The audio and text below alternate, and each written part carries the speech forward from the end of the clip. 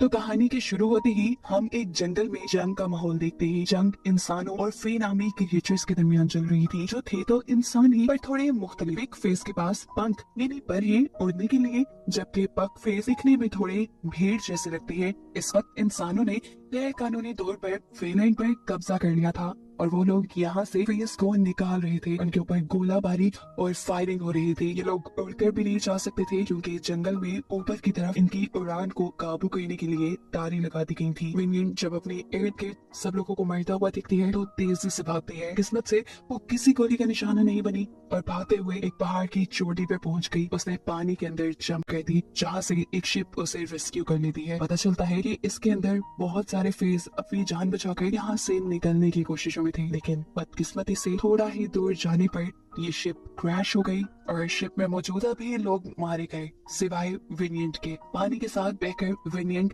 Bird city के अंदर आ जाती है और उसे यहाँ पर बंदी बना लिया जाता है। जो शिप तबाह हुई थी वो एस्ट्रा नामी एक अमीर आदमी की थी, जिसने बस अभी अभी उस शिप के ऊपर बहुत सारा पैसा इन्वेस्ट किया था, लेकिन अफसोस कि उसका सारा पैसा डूब गया और इसके बदले में उसे मिली सिर्फ विनियंट, जिसका वो क्या भी करता वो उसे अपने घर पर अपनी बहन इमेजेंट के सर्वेंट के तौर पर रख लेता है। इसी टाइम इमेजेंट अपने भाई एस्ट्रा को बताती है कि हमारे सामने वाला घर भी बिक चुका है। सुना है किसी ने बहुत बड़ी बोली लगाकर उसे खरीदा है और आज वो शिफ्ट भी हो जाएगा। एस्ट्रा को इस चीज में खास इंटरेस्ट नहीं था, लेकिन इमेजेंट को था, क्योंकि वो अभी तक सिंगल थी और इस आस में थी कि शायद उसके घर के बाहर कोई हसीन शहजादा रहने आएगा। आज इमेजेंट विनियंट को मार्केट भेजती है किसी काम से, तो वो काम के बहाने कार्निवल रो भी चली जाती है, जहाँ प्रोस्टिट्यूट्स काम किया करती थी, जिनमें से एक विनियंट की दोस्त भी थी। उसके दोस्त उससे मिलकर बहुत ज्यादा खुश थे और जब उसकी दोस्त ने देखा कि विनियंट ने वीडियो वाले बाल रखे हुए हैं तो वो उसे एक कड़वा सच ये बताती है कि फाइलो अभी जिंदा है और इस टाइम पुलिस में इंस्पेक्टर है।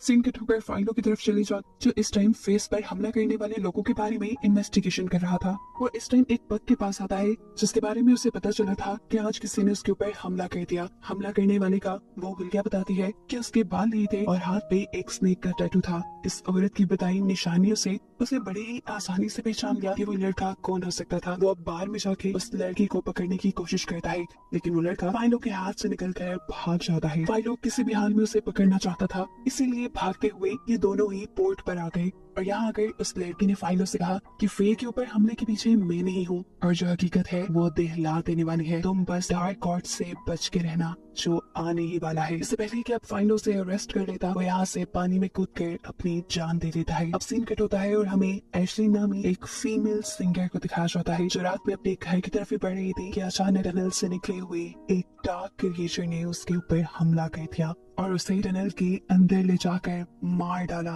क्योंकि एशलिन भी एक यानी उड़ने वाली फे थी जिसने अपनी जान बचाने के लिए उड़ने की कोशिश भी की थी, लेकिन वो नाकाम रही। अब यहाँ विनियंट जिसे पता चल गया था कि फाइलो मरा नहीं है, वो फाइलो के चोट से बहुत ज्यादा गुस्सा थी। वो अपने वीडियो वाले बाल भी काट देती है और बदला लेने के लिए उड़ते हुए फाइलो के पास पहुंचती है। वो उसे मार ही देना चाहती थी लेकिन रुक गई। वो अभी भी फाइलो से प्यार करती थी, इसलिए वो मार नहीं पाई। वो फाइलो को बताती है कि उसके मर जाने के ऊपर ने उसे तोड़ दिया था, लेकिन जब मुझे ये हकीकत पता चली कि तुमने मुझसे झूठ बोला तो मुझे तुम्हारे मरने से भी ज्यादा दुख हुआ। इससे पहले कि फाइलो कुछ भी बोल पाता, वो वहाँ से उड़कर चली जाती है और उसे बोलने का एक मौका नहीं देती। सुबह होने पर हमें असेंबली का एक सीन दिखाया जाता है। असेंबली का माहौल काफी गर्म लग रहा था। असल में ऑपोजिशन के लोग फेस के शहर में रहने के खिलाफ थे, जबकि काउंसलर उनके हक की बात करता था, क्योंकि ये जगह जहाँ इस टाइम इंसान रह रहे थे ये फेस का ही तो शहर था। बेशक इंसानों और फेस के दरमियान में होने वाली जंग में वे हार गए थे, लेकिन फिर भी जितने यहाँ फेस थे उनके भी तो कुछ हक हैं, कुछ राइट्स हैं जिनका काउंसलर ख्याल रखना चाहते हैं।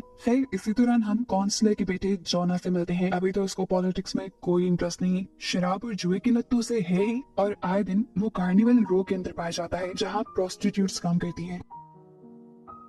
उसके डैड ने उसे वहाँ जाने से 1000 मर्तबा मना किया हुआ था, लेकिन वो किसी की नहीं सुनता था। पर ऐसे ही एक दिन जब वो कार्निवल रो गया तो आधी रात में उसे किसी ने किडनैप कर लिया। ये बात जैसे ही काउंसलर और उसकी वाइफ को पता चलती है वो तड़प जाते हैं। काउंसलर अपनी वाइफ को यहाँ पर दिलासा देता है और कहता है तुम रिलैक्स रहो, देखो जिसने भी उसे किडनैप किया है अभी वो अपनी डिमांड्स के लिए हमें कॉल करेगा, हम उसकी डिमांड पूरी करेंगे और जोना सही सलामत हमारे पास आ जाएगा। वो यहाँ जोना के बॉडीगार्ड को भी जॉब से निकाल देते हैं क्योंकि वो जोना की हिफाजत नहीं कर पाया था। काफी दिन गुजर जाते हैं, जोना का कुछ पता नहीं चलता और ना ही कोई जोना के लिए कोई डिमांड करता है। तब काउंसलर की वाइफ उसे एक मशवरा देती है, क्यों ना हम ब्लैक विच को बुलाकर उसके जादू से अपने बेटे का पता चलवाएं। काउंसलर को इन सारी चीजों पे यकीन तो नहीं था, लेकिन अपनी वाइफ के लिए वो मान जाता है। और फिर ब्लैक विच उनके घर आती है और उनके पेट वुल्फ के सेक्रीफाइस देने के बाद वो काउंसलर की फैमिली को बताती है कि जोना को किसी ऐसे इंसान ने किडनैप किया हुआ है जो चांसलर को बहुत अच्छे से जानता है। ना सिर्फ ये, बल्कि वो चांसलर को गिराना भी चाहता है, कमजोर दिखना चाहता है। ये सुनकर चांसलर समझ गए कि इस सब के पीछे उनके ओपोनेंट लीडर लॉन्चर भी ही है। लेकिन असल हकीकत हमें अगले सीन में पता चलती है कि असल में जोना को लॉन्चर भी नहीं बल्कि उसकी अपनी मॉम ने किडनैप किया था और ब्लैक विच से एक प्लान के तहत काउंसलर के सामने झूठ बुलवाया। इस सब के पीछे उनके दिमाग में क्या चल रहा है ये आगे पता चल पाएगा। सीन कट होता है और अब हम इमेजिन और एज़रा को देखते हैं। ये दोनों अपने नेबर से मिलने वाले थे जो अभी इनके सामने वाले शानदार घर में शिफ्ट हुआ था। घर जाने पर पता चलता है कि उनका नेबर कोई इंसान नहीं बल्कि एक फे था, एक बाहेर जैसा दिखने वाला फे। जो बात जानकर ये दोनों ही बहुत ज्यादा डिस्टर्ब हो जाते हैं। ये लोग फेस को अपने से बहुत कमतर समझा करते थे और अब एक फे उनकी कम्युनिटी में उनकी बराबरी पे रह रहा था, ये उनसे बर्दाश्त नहीं होता। इसलिए ये दोनों अपने लॉयर को बुला लेते हैं कि किसी तरह ये लोग अपने सामने वाले घर से उस पग को बाहर निकलवा सके। लेकिन ऐसा कोई कानून अभी तक नहीं बनाया गया था जिसके तहत किसी पग को उसके घर से बाहर निकाला जा सके। हालांकि उस पग ने सबसे बड़ी बोली देकर वो घर खरीदा था। पता चलता है कि उस पग का नाम ग्रेस है जो अमरीजन की पार्क में बारिश के वक्त मदद भी करता है उसे अम्ब्रेला देकर। लेकिन यहाँ हम फील करते हैं कि इमेजेंट उसके साथ खड़े होने पे कंफर्टेबल फील नहीं कर रही। अब इमेजेंट घर जाती है तो उसे अपने भाई से पता चलता है कि उनकी फाइनेंशियल कंडीशंस बहुत ज्यादा खराब हो रही है। उस शिप के डूबने की वजह से इन्हें बहुत बड़ा नुकसान हो गया, जिसकी भरपाई करने के लिए एज़रा को अपना घर गिरवी रखना पड़ रहा है। इस घर में क्योंकि इमेजेंट का भी हिस्सा था तो वो इस चीज को लेकर कंफर्टेबल नहीं थी कि उसका घर बैंक में गिरवी रखा जाए। वो इस प्रॉब्लम का सोल्यूशन निकालने के लिए कुछ सोचते हुए अपने घर के सामने रहने वाले पग को ही अपने घर पे चाय की दावत देती है, क्योंकि उसे उम्मीद थी कि ग्रेस उसकी हेल्प जरूर करेगा जब वो देखेगा कि इमेजेंट ने खुद उसे अपने घर बुलाया है। अब गलती इमेजेंट ने की कि उसे घर के पिछले दरवाजे से बुलाया और बहाना किया कि घर का पहला दरवाजा रिपेयर हो रहा है। हालांकि ऐसा कुछ नहीं था और ये बात ग्रेस समझ गया था। उसे कहता है, मैं जानता हूँ तुमने मुझे पिछले दरवाजे से इसलिए बुलाया ताकि आसपास के लोग ये ना देख ले कि मैं तुम्हारे घर आया हूँ। इसे गुस्से में वो उठ के चला जाता है और इमेजेंट की बात नहीं सुनता। अब रात में इमेजेंट का भाई यानी एज़रा नशे की हालत में विनियट के साथ ज्यादती करने की कोशिश करता है, लेकिन विनियट यहाँ उसे मारकर भाग जाती है। विनियट के भाग जाने का जब सवाल इमेजेंट एज़रा से करती है तो वो उसे कहता है कुछ चुरा कर भाग गई होगी। इस चीज के गुस्से में इमेजेंट उसकी कंप्लेंट करने के लिए पुलिस स्टेशन पहुंच जाती है, जहाँ पर था फाइलो। पुलिस इंस्पेक्टर विनियट के बारे में गलत बात उससे बर्दाश्त नहीं हुई और उसने फैसला किया कि वो विनियट को आजाद करवाएगा। इसलिए पहुंच गया वो एज़रा के पास उसका कॉन्ट्रैक्ट लेने और फिर उसे डरा धमका कर आखिर उसने विनियट को एज़रा की कैद से और एज़रा की गुलामी से आजाद करवा दिया। ये सब करने के बाद अब वो क्राइम सीन पे पहुंचता है। क्राइम सीन पे आकर उसे मिली एशलिन की लाश, जिसे बहुत ही ज्यादा बुरे तरीके से मारा गया था। उसको मारने के बाद उसका पेट फाड़ के उसकी आंतों को जगह जगह फैला दिया था। ऐसा बुरा मर्डर उसने अपनी जिंदगी में पहली मर्तबा देखा था। हैरानी की बात थी इतने अजीब मर्डर के पीछे कौन हो सकता था। खैर इन्वेस्टिगेशन के दौरान फाइलो को पता चलता है ये एशलिन थी, एक फीमेल फेस सिंगर। इन्वेस्टिगेशन को आगे बढ़ाने के लिए उन्हें पोस्टमार्टम करना था, लेकिन सभी इंसान उसको पोस्टमार्टम करने से मना कर देते हैं। तो मजबूरन फाइलो जाता है एक बुचर के पास जो खुद भी फे ही था और उसने ये काम कर भी दिया। पोस्टमार्टम के दौरान ही फाइलो को पता चलता है कि एशलिन की डेड बॉडी को देखने के लिए फेस की एक मोंक आई है। वो उस पर अपने कुछ रिचुअल करना चाहती थी ताकि उसकी सोल को सुकून मिल जाए और ये करते हुए उसे मालूम होता है कि एशलिन को मारने वाला ना ही तो कोई इंसान है और ना ही फे, जैसा हम देख भी चुके हैं। और एक अजीब बात फाइलो को एशलिन का पोस्टमार्टम करने वाला बुचर ये बताता है कि एशलिन का लिवर उसकी बॉडी से गायब है। सिंकट होकर हम विनियट को देखते हैं जो एज़रा की गुलामी से छूटने के बाद काम की तलाश में फेस की एक ग्रुप के पास आई है। ये रेबल्स का ग्रुप है जो फेस की आजादी के लिए लड़ता है। यहाँ पर गद्दारों की कोई जगह नहीं। ये बात विनियट को समझ आ जाती है जब उनकी लीडर विनियट के सामने एक आदमी को मार डालती है क्योंकि वो गद्दार था। अब वो लीडर विनियट की वफादारी चेक करने के लिए उसे टास्क देती है कि तुम पुलिस हेडक्वार्टर जाकर वहाँ से पुलिस का फ्लैग उतार के लाओ। बिना सोचे समझे उड़ते हुए वो जाती है और फ्लैग उतारने लग जाती है। उसके पीछे काफी सारे पुलिस ऑफिसर लग चुके थे और फाइलो भी। फाइलो उसे रोकने की कोशिश भी करता है, लेकिन वो फाइलो को धमकी देती है, हट जाओ मेरे रास्ते से वरना मैं तुम्हारी सच्चाई सबको बता दूंगी। और ये सुनकर फाइलो को उसे छोड़ना पड़ता है। शायद वो अपने सीक्रेट के बारे में सुनकर थोड़ा दुखी हो गया था। यही दुख बांटने के लिए वो अपने एक फेक दोस्त के पास जाता है जो इस टाइम जेल में था। कहानी अब फ्लैशबैक में जाती है और हमें मालूम होता है कि ये दोनों पास्ट में सोल्जर्स थे और इनकी बटालियन ने ही फेस के इस शहर पर हमला किया था। उस टाइम ये पूरी बटालियन एक विलेज के अंदर रुकी थी जहाँ की एक लाइब्रेरी के अंदर फाइलो जाता है और एकदम से उसके ऊपर पीछे से कोई हमला कर देता है। ये कोई और नहीं बल्कि विनियंट ही थी जो इस लाइब्रेरी की हिफाजत किया करती थी। फेस के लिए ये लाइब्रेरी बहुत इंपॉर्टेंट थी, वो उसकी बहुत वैल्यू करते थे, यहाँ तक कि इस लाइब्रेरी के लोकेशन को भी सबसे छुपा के रखती थी। फाइलो को यहाँ देखकर विनियंट उससे पूछती है तुम कौन हो, यहाँ आने का मकसद क्या है तुम्हारा। जवाब में फाइलो कहता है मैं बस चलते हुए यहाँ गया था, मैं इस जगह के बारे में किसी को नहीं बताऊंगा। ये सुनकर विनियंट की लीडर फाइलो को तो यहाँ से जाने की इजाजत दे देती है, लेकिन विनियंट को काम देती है हमेशा उसके ऊपर नजर रखने का। विनियंट फेस की आर्मी में थी, उसे बहुत सारे काम भी करने पड़ते थे, जैसे जब इनकी टेलीग्राफ की लाइन खराब होती है तो उसे भी विनियंट ही ठीक करने जाती है। और जब विनियंट लाइन ठीक कर रही होती है तो अचानक उनके ऊपर हाफ वुल्फ हमला कर देते हैं, जो थे तो इंसान ही लेकिन उन्होंने अपने आप को इंजेक्शन लगाकर वुल्फ यानी भेड़िए में बदल दिया था। ये लोग उन हाफ वुल्फ्स को तो हराने में कामयाब हो गए, लेकिन विनियंट और फाइलो के एक साथी को एक भेड़िए ने काट लिया और इसी वजह से बड़ी चांद की रात को वो खुद भी एक भेड़िए में बदल गया। वो अपना राज किसी को नहीं बताना चाहता था, लेकिन फाइलो ने उसी रात उसे देख लिया। उसका साथी उसे बताता है कि ये सब सिर्फ बड़ी चांद की रात को होता है, उसके अलावा वो बिल्कुल नॉर्मल रहता है। तब फाइलो जवाब में कहता है तुम परेशान नहीं हो, मैं इस बात का जिक्र किसी से नहीं करूंगा। सीन कट होता है और दिखाया जाता है कि फाइलो पे नजर रखते रखते विनियंट फाइलो को पसंद करने लगी थी और यहाँ फाइलो भी, और ऐसे ये दोनों बहुत करीब आ गए। फिर अभी सुबह दिखाया जाता है कि विनियंट की प्रोस्टिट्यूट दोस्त उनके इस शहर में बहुत सारे फेस को लेकर आई थी जिनके शहर पे इंसानों ने हमला कर दिया था। रात होने पर विनियंट उससे मिलने के लिए जाती है। ये लोग बातें करती हैं और वो लड़की विनियंट से पूछती है तुम्हारा और फाइलो का जंग के बाद का क्या प्लान है। यकीनन वो उससे शादी के बारे में पूछ रही थी, लेकिन ये बात तो विनियंट ने फाइलो से की ही नहीं थी। आज रात मिलने पर वो ये बात फाइलो से पूछती है और फाइलो उसे अपनी जिंदगी का सबसे बड़ा सच बताता है कि वो ऑर्फन है, यानी उसका इस दुनिया में कोई नहीं।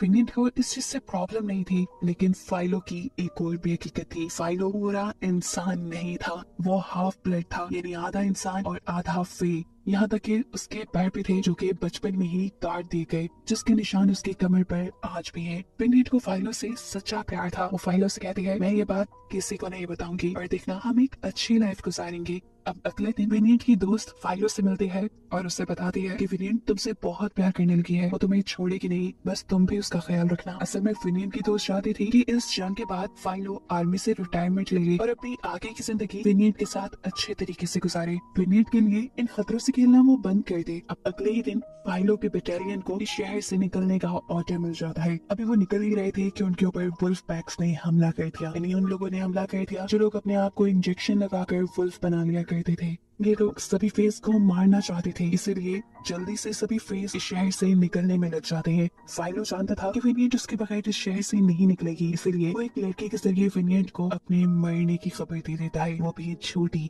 और ऐसे विनियंट को उसके साथ ही जबरदस्ती अपने साथ ले जाते हैं ताकि वो उनके साथ सेफ रहे। जिसके बाद सीन यही से कट होकर अब हम प्रेजेंट टाइम में आते हैं, जहाँ फाइलो ये सारा वक्त याद कर रहा था। वो विनियंट से मिलने के लिए जाता है, जहाँ विनियंट बहुत ज्यादा गुस्से में थी। विनियंट उसे बताती है कि उसने आज तक उसके सीक्रेट को किसी को नहीं बताया, लेकिन अब वो उससे प्यार भी नहीं करती। इस सभी सीन के दौरान दूसरी तरफ हमें दिखाया जाता है कि फाइलो के प्रोफेसर जिन्होंने उसको पाला भी था, उन्हें एक अजीब सी क्रिएचर पकड़ कर मार देती है। फाइलो को इसी केस की इन्वेस्टिगेशन के लिए रखा जाता है और वो इन्वेस्टिगेशन करते करते एक ड्रेनेज तक पहुंचता है। इस ड्रेनेज में फाइलो को एक अजीब जानवर किसी तरह की क्रिएचर नजर आती है। वो उसे मारना चाहता था, लेकिन पहला निशाना उसका चूक गया और जैसे ही उसने गन लोड करके दोबारा उसे मारना चाहा तो वो क्रिएचर वहाँ से गायब हो चुकी थी। वो क्रिएचर क्या थी ये जानने के लिए वो फेस के मॉन्क के पास जाता है। इन्होंने एशलिन के पोस्टमार्टम के टाइम फाइलो को ऐसे ही किसी क्रिएचर के बारे में बताया था, लेकिन उस टाइम फाइलो ने इनके ऊपर एतबार नहीं किया था। इस टाइम सवाल करने पे मॉन्क उसे बताती है वो क्रिएचर डार्क एशर है। इस डार्क एशर को मरे हुए इंसान और जानवरों के ऑर्गन्स को मिलाकर बनाया जाता है और फिर काले जादू से उसके अंदर जान भर दी जाती है। उसे इस थ्योरी पर अभी भी यकीन नहीं था। वो जब तक खुद ना देख लेता उसे कैसे यकीन आता, इसलिए वो डार्क विच के पास जाता है और उनसे उसे अपने लिए एक डार्क एशर बनाने को कहता है। डार्क विच उसे बताती है कि वो क्रिएचर तो मैं बना दूंगी, लेकिन उसके लिए मुझे तुम्हारे जिस्म की कुछ चीजें चाहिए होंगी,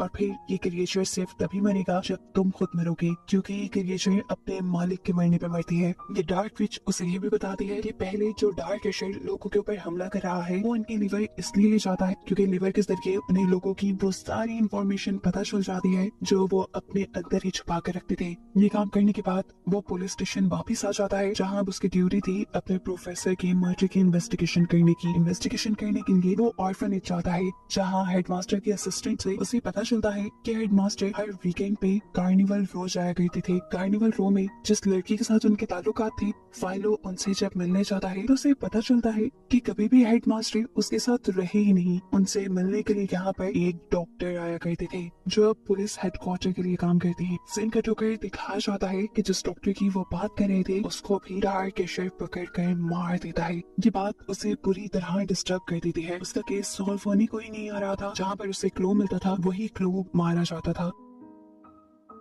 खैर, अब वो डॉक्टर के क्लिनिक के ऊपर इन्वेस्टिगेशन करता है तो उसे पता चलता है कि डॉक्टर अपने इलाज से ज्यादा अपने दूसरे कामों के लिए मशहूर थे, जैसे कि इलीगली एबॉर्शन करवाना, लोगों के जेंडर चेंज करना और फेस के पर या सीन काट कर उन्हें इंसानों जैसा दिखाना। और ये सारी बातें जानने के बाद वो समझ जाता है कि बचपन में वो डॉक्टर ही थे जिन्होंने उसके फेस वाले पर काट दिए। और अब यही से मिलने वाले कुछ सबूतों से उसे ये पता चलता है कि एशलिन जो कि फेस सिंगर थी और सबसे पहले डार्क एशर ने जिसको मारा था वही फाइलो की मोम थी। और ये बात जानकर उसे शदीद झटका लगा। एक और डरा देने वाली बात उसे ये भी रियलाइज हुई कि जितने भी लोगों को वो डार्क एशर मार रहा था उन सब का कहीं ना कहीं फाइलो से कोई गहरा ताल्लुक था। जैसे कि एशलिन उसकी मोम थी, हेडमास्टर ने उसको एक बाप की तरह बचपन से पाला था, और डॉक्टर वो प्रोफेसर और एशलिन दोनों भाई दोस्त था और फाइलो के बारे में भी सारी राज जानता था। इसके बाद अब फाइलो एशलिन के यानी अपने मोम के एक पुराने दोस्त से मिलता है जो कि अपनी क्रिएचर्स के जरिए दूसरों को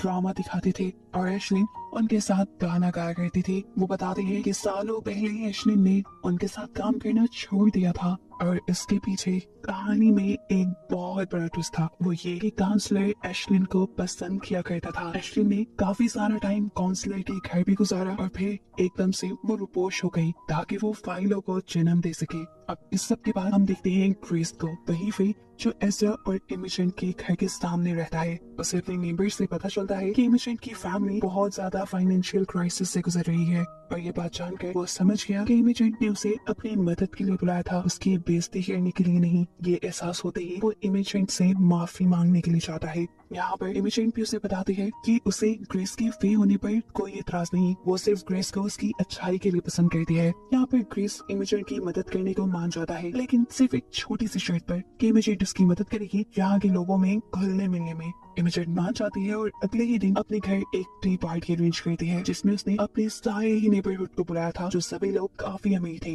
इसी पार्टी में उसने ग्रेस को एज चीफ गेस्ट बुलाया हुआ था। हालांकि एज़रा यानी उसका भाई इमेजन के इस फैसले से बिल्कुल खुश नहीं था। तब इमेजन उसे कहती है, देखो इस घर में मेरा भी हिस्सा है और मैं इस चीज से बिल्कुल कंफर्टेबल नहीं हूँ कि तुम मेरी प्रॉपर्टी बैंक में लीज कर दो। ग्रेस हमारी मदद कर रहा है और हमें उसकी मदद की भी जरूरत है। अगले दिन पार्टी के अंदर हम देखते हैं कि सभी लोग आए हुए थे और इमेजन सभी लोगों को ग्रेस से इंट्रोड्यूस करवाती है। बातें चलती रहती हैं और बातों ही बातों में यहाँ पर मौजूद इंसान यानी इमेजन के लोग ग्रेस का मजाक उड़ाना शुरू कर देते हैं। ऐसे ग्रेस को गुस्सा आ जाता है और वो पार्टी छोड़कर जाने ही वाला था, लेकिन तभी एज़रा ने एंट्री कर ली। अपने सारे गरूर अपनी सारी शर्तों को साइड पे रखते हुए उसने जाकर खुद ग्रेस से हाथ मिलाया और उसे फील करवाया कि वो और इंसान बिल्कुल इक्वल है ताकि वो नाराज ना हो और उनकी डील भी खराब ना हो। और ऐसे बाकी सारे लोग भी ग्रेस की इज्जत करने पर मजबूर हो गए। ग्रेस ये देखकर काफी सेटिस्फाई था कि एज़रा और इमेजन ने अपनी बात को पूरा किया, इसलिए वो उनकी मदद करने के लिए एक चेक उन्हें दे देता है। अब इमेजन को भी ग्रेस उसकी आदतों और उसकी अच्छाई की वजह से और भी ज्यादा पसंद आने लगा था। उसके साथ ज्यादा से ज्यादा वक्त गुजारने लगी थी, उसके साथ पार्टीज में जाने लगी थी। उसकी जहानत और बिजनेस कन्वर्सेशन से वो बहुत इम्प्रेस थी। हालांकि अक्सर ऐसी नजरें उसे डिस्टर्ब कर देती थी जो उन दोनों को एक साथ जज करती थी। सीन कट होकर हम काउंसलर से मिलते हैं जिसके बेटे को उसकी अपनी मॉम ने अरेस्ट करवाया था, लेकिन इल्जाम था लॉन्जर पे यानी काउंसलर के ओपोनेंट पे। काउंसलर अब उसे पुलिस के जरिए पकड़वा लेता है और उसे कहता है कि अगर तुम मेरे बेटे का पता मुझे सही बता दोगे तो मैं तुम्हें फौरन छोड़ दूंगा। लेकिन लॉन्चर पे को कैसे पता हो सकता था उसके बेटे का? वो उसे कहता भी है कि मैंने तुम्हारे बेटे को किडनैप नहीं किया। ऐसे काउंसलर को लगता है कि वो झूठ बोल रहा है और वो उसे बंदी बना लेता है। अब यही कैद में काउंसलर की वाइफ लॉन्चर से मिलने चाहती है और जाते ही सिंपैथी दिखाते हुए उसे जहर का प्याला पिला देती है जिससे वो मर जाता है। ये बात वो फौरन आकर काउंसलर को बताती है कि लॉन्चर पे आपके जुल्म की वजह से मर गया। काउंसलर के तो हाथ पांव फूल गए थे क्योंकि उसे लग रहा था कि अब वो अपने बेटे तक भी नहीं पहुंच पाएगा। लेकिन यहाँ पर उनकी वाइफ ने उसे बताया कि नहीं, उसने मरने से पहले हमारे बेटे का पता बता दिया है। काउंसलर अपने लोगों के जरिए अपनी बेटी को रेस्क्यू करवा लेता है और जैसे ही वो घर आता है तो अपनी मॉम की हील्स की आवाज सुनकर वो पहचान गया कि उसको किडनैप करवाने वाला लॉन्चर पे नहीं बल्कि उसकी अपनी मॉम है। लेकिन उसके पास कोई ठोस सबूत नहीं था और वो अब इस कश्मकश में भी था कि उसकी मॉम उसके लिए ऐसा क्यों करवा सकती है। वो इन चीजों पे वो ध्यान नहीं देना चाहता था, इसलिए वो अपने डैड से यहाँ से कहीं दूर चले जाने की बात करता है। पहले भी कौन सा वो अपनी फैमिली के साथ कोई अच्छा टाइम स्पेंड करता था, ज्यादा टाइम उसका कार्निवल रूम में ही गुजरता था। तब उसकी मॉम उसे कहती है, देखो मुझे किसी ने बताया था कि मेरा हस्बैंड और बेटा कोई बहुत ही नामवर इंसान होंगे और ये प्रोफेसर पूरी भी हुई है। देखो तुम्हारे डैड एक काउंसलर है और अब तुम्हें भी एक बड़ा आदमी बनना है, तो इन सारी चीजों को छोड़ो और अपने ऊपर फोकस करो। सीन कट होकर अब हमें विनियड को दिखाया जाता है आजकल जिस फेस के ग्रुप के साथ वो काम कर रही थी वो लोग कई मर्तबा विनियड को फाइलों के साथ देख लेते हैं। वो लोग ये तो नहीं चाहते कि फाइल और विनियड का आपसी कोई रिश्ता है, लेकिन इस चीज से वो ये अंदाजा जरूर लगा लेते हैं कि विनियड जरूर फाइलों को यानी पुलिस को उनकी खबरें दे रही है, क्योंकि काफी अरसे से उनकी खबरें भी लीक होने लगी थी। और ये बात पहले से ही हम जानते हैं कि उनके ग्रुप में किसी गद्दार की जगह नहीं। ऐसे में वो विनियड को मारने ही वाली थी कि तभी विनियड ने उन्हें यकीन दिलाया कि मैंने पुलिस को आज तक फेस की खबर नहीं दी। तो जवाब में वो लीडर कहते हैं, अच्छा अगर तुम खबरी नहीं हो तो फिर पता करके बताओ खबरी कौन है। अगर तुम उसका पता ले आई और उसके पर काट के ले आई तो तुम्हारी जान बख्शी जाएगी। खबरी का पता वो कैसे चला दी? वो परेशान होकर अपनी दोस्त के पास जाती है और उसकी दोस्त अब विनियड की हेल्प करने के लिए फाइलों से मिलती है। वो फाइलों से कहते हैं, तुम्हारा जो भी खबरी है तुम उसका नाम बता दो वरना विनियड मारी जाएगी। फाइलों अपनी खबरी का नाम बताना नहीं चाहता था, लेकिन विनियड की जान बचाने के लिए उसने खबरी का नाम बता दिया। विनियड के दोस्त ने ये बात जैसे ही विनियड को बताई तो वो फौरन उस खबरी को मारने के लिए पहुंच गई और इस चीज की खबर उस खबरी को भी हो चुकी थी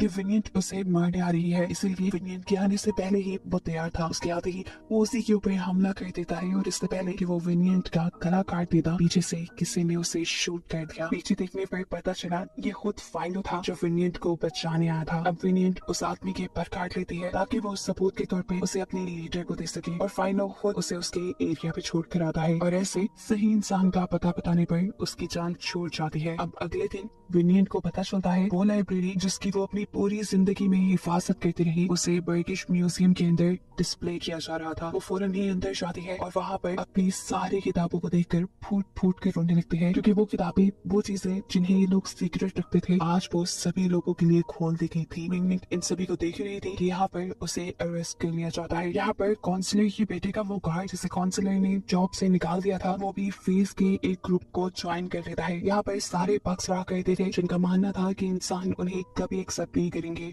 और इस चीज का सबूत वो उसी टाइम देख भी लेते हैं जब एक इंसान बुरी तरह एक पग को पीटने लग जाता है और फिर रात होने पर ये पूरा पक्का ग्रुप उस इंसान को पकड़ के लाते हैं और बुरी तरह एक रिचुअल करते हुए मार डालते हैं। सीन कट होकर अगले सीन में हमें दिखाया जाता है कि काउंसलर का बेटा अब अपने फ्यूचर के लिए काफी सिंसियर हो चुका था। उसने गलत काम भी छोड़ दिए थे और अब वो पढ़ना चाहता था और उसके लिए टीचर्स ढूंढे जा रहे थे। अब एशलिन का दोस्त जिसके क्रिएचर्स को पुलिस ने पकड़ लिया था क्योंकि उसके पास इन क्रिएचर्स को रखने का लाइसेंस नहीं था, आजकल वो बेकार हुआ था, उसके पास कोई जॉब नहीं थी। तब उसका दोस्त उसे जोना का टीचर बनने का मशवरा देता है और यहाँ जोना भी उसे एक्सेप्ट कर लेता है क्योंकि वो बाकी लोगों से काफी डिफरेंट था। यहाँ पर एस्ट्रा अपनी बहन इमेजन को जब ज्यादा ही ग्रेस में यानी एक पग पे इन्वॉल्व होते दिखता है तो वो उसे ना मिलने को और एहतियात करने को कहता है, क्योंकि आखिर इंसानों में और फेस में कुछ न कुछ फर्क तो था ही, लेकिन इमेजन अब उसे पसंद करने लगी थी और ग्रेस भी, इसलिए ये दुनिया के बारे में नहीं सोचते और एक दूसरे के करीब आ जाते हैं। अब यहाँ असेंबली के अंदर एक नए कैरेक्टर को इंट्रोड्यूस करवाया जाता है जो कि है सोफी, लॉन्जर बे की बेटी। लॉन्जर बे तो मर गया है, इसलिए लॉन्जर बे की सभी रिस्पॉन्सिबिलिटीज सोफी ने संभाली है और अपने फादर की तरह वो भी फेस के खिलाफ है और असेंबली में काउंसलर के ऑपोजिशन में है।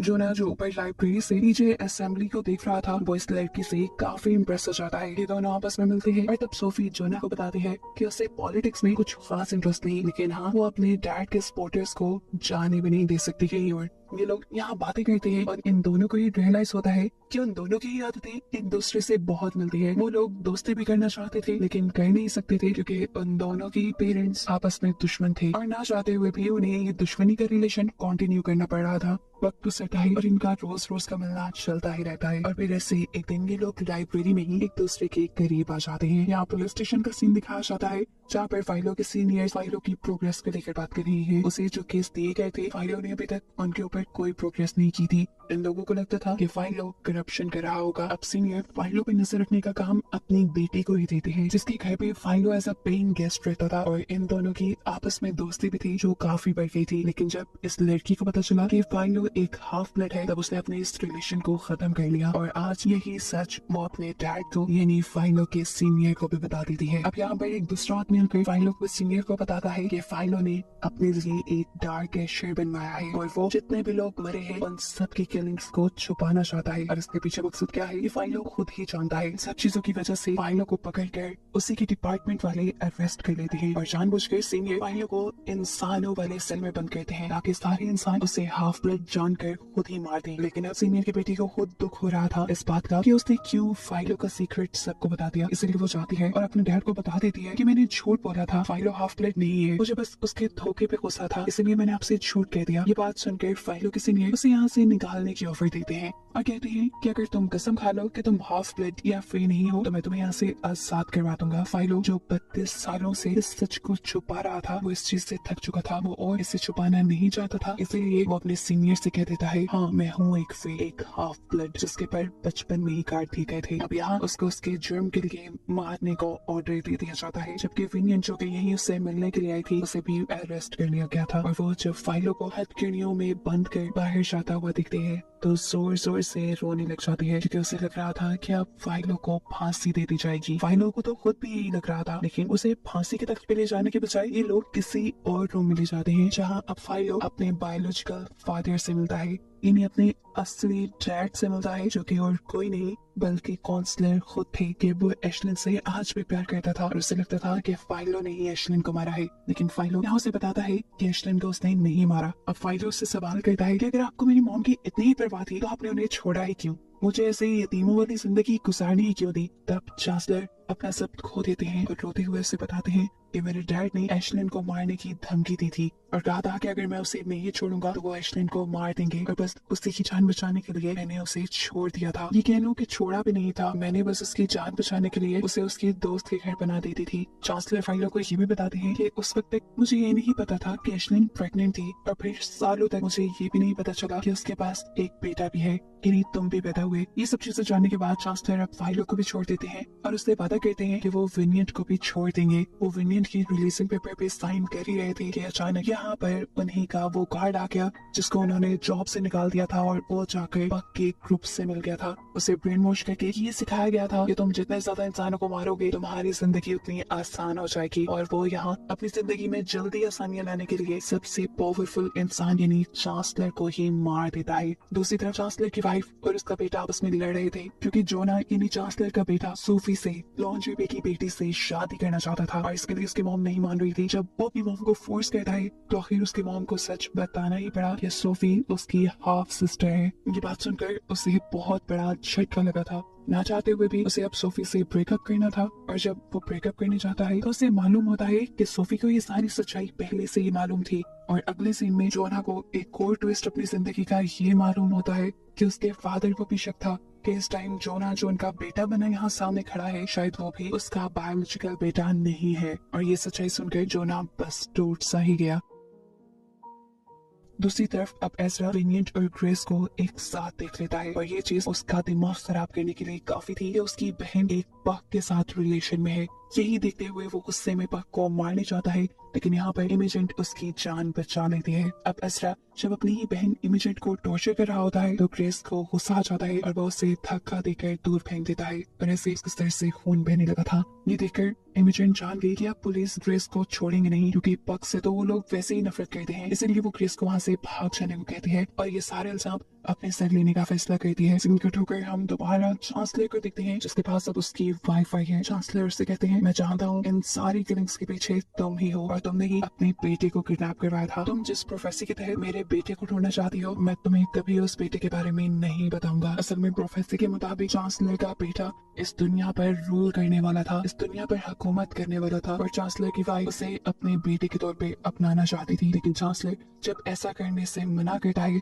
तो वो चांसलर के मुंह के ऊपर ही तकिया रख के उसका मर्डर कर देती है, उसे मार देती है और फिर उसकी बॉडी से उसका लिवर निकाल लेती है ताकि वो उसके बारे में सारी सीक्रेट्स पता चला सके। इस लिवर के जरिए वो खुद सिर्फ वेनिएंट के बारे में ही पता चला पाती है, जिसे आखिरी मर्तबा चांसलर ने रिलीफ दिया था। बाकी बातें जानने के लिए उसे ब्लैक विच के पास जाना पड़ता, जो खुद अपने आप को जहर देकर मार देती है और मरने से पहले उसने फाइलों तक की खबर पहुंचा दी थी कि वो और वेनिएंट दोनों खतरे में है। ये कहकर वो मर गई और इससे चांसलर की वाइफ बुरी तरह गुस्से में आ गई। उसे किसी भी तरह चांसलर के बेटे का पता चलवाना था और वो अब वेनिएंट को ही किडनैप कर लेती है। इससे पहले कि वो वेनिएंट को मार देती, फाइलो जिससे वेनिएंट के खतरे में आने की खबर मिलती है वो उसे बचाने आ जाता है और उसके पीछे डार्क एशर भी। ये डार्क एशर इसी लेडी का है और इसी डार्क एशर के जरिए वो अपने हस्बैंड के सभी सीक्रेट रिलेशंस के सबूत मिटाना चाहती थी और उसके असली बेटे तक पहुंचकर उसे अपनाना चाहती थी ताकि दुनिया के सामने उसकी पोजीशन हमेशा स्ट्रॉन्ग रहे। और इससे पहले कि अब फाइलो इस लेडी के ऊपर हमला करता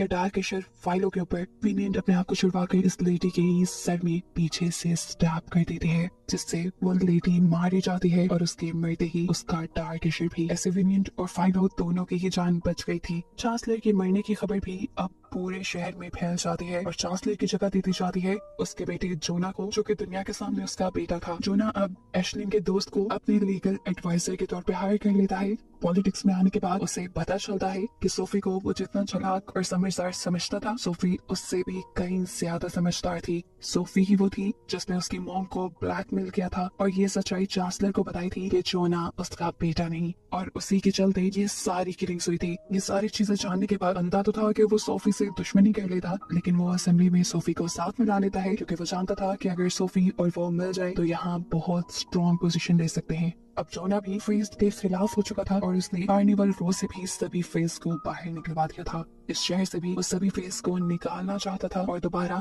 इंसानों और फेज के दरमियान में एक अजीब सी जंग छिड़ गई थी। शहर में ऐलान कर दिया गया था कि अगर कोई फे उड़ता हुआ दिखा तो उसे मार दिया जाएगा। सिर्फ यही नहीं, बेफसूल पुलिस फेज को पकड़ पकड़ के भी मार रही थी। ऐसे में अपनी जान बचाने के लिए हम इमेजेंट और ग्रेस को ये शहर छोड़कर जाते हुए देखते हैं ताकि वो एक नए शहर में अपना एक नया घर बनाकर अपनी जिंदगी की नई शुरुआत कर सके। जबकि एज़रा यानी उसका भाई उसे पीछे से देखता रह जाता है। जबकि यहाँ शहर में अब दिखाया जाता है कि वेनिएंट को भी सारे फेज के साथ पकड़ लिया गया था और जबरदस्ती शहर से बाहर निकाला जा रहा था और इस टाइम वो रो रही थी क्योंकि उसके साथ आज भी फाइलो नहीं था। एकदम से वो पीछे मुड़ के देखती है तो फाइलो भी अब अपनी आइडेंटिटी को सबके सामने रिवील करते हुए उसके साथ आ जाता है। ये दोनों यहाँ गले मिलते हैं और बातें करते हैं कि आज के बाद ये कभी अकेले नहीं रहेंगे। फाइलो को भी वेनिएंट और सभी फेज के साथ दिखाते हुए बस इस सीजन यही एंड हो जाता है।